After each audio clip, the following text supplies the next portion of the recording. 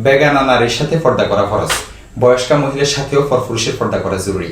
তবে অতিশয় বৃদ্ধা মহিলা যাকে দেখলে পরপুরুষের কোনো আকর্ষণই সৃষ্টি হয় না, এই ধরনের বুড়ি মহিলার ক্ষেত্রে শুধু চেহারার পর্দার ব্যাপারে কিছুটা শিথিলতা রয়েছে। তবে এই বয়সেও পরপুরুষের সামনে চুল ইত্যাদি পরিপূর্ণ ঢেকে রাখতে হবে। অবশ্য এগুলো ঢেকে শুধু চেহারা খোলা রাখা বৈধ। কোরআনে মাজিদের মধ্যে এরশাদ হয়েছে, যার অনুবাদ হচ্ছে, আর বয়স্কা বৃদ্ধা নারীগণ যাদের বিবাহের কোনো আশা নেই, তারা যদি তাদের সৌন্দর্য প্রদর্শন না করে তাদের অতিরিক্ত বস্ত্র খুলে রাখে তাহলে তাদের জন্য কোনো দোষ নেই। তবে এ থেকে বিরত থাকাই তাদের জন্য উত্তম। দেখতে পারেন সূরা নূর ৭ নং আয়াত। অতিশয় বুড়ি মহিলার সাথে চেহারার পর্দার বিধানের উক্ত শিথিলতা নির্দিষ্ট কোনো বয়সের সাথে সীমাবদ্ধ নয়, সম্পর্কযুক্ত নয়, বরং বৃদ্ধা হওয়ার পাশাপাশি চেহারার আকর্ষণ এবং গঠন ভেঙে পড়ার সাথে সম্পর্কযুক্ত।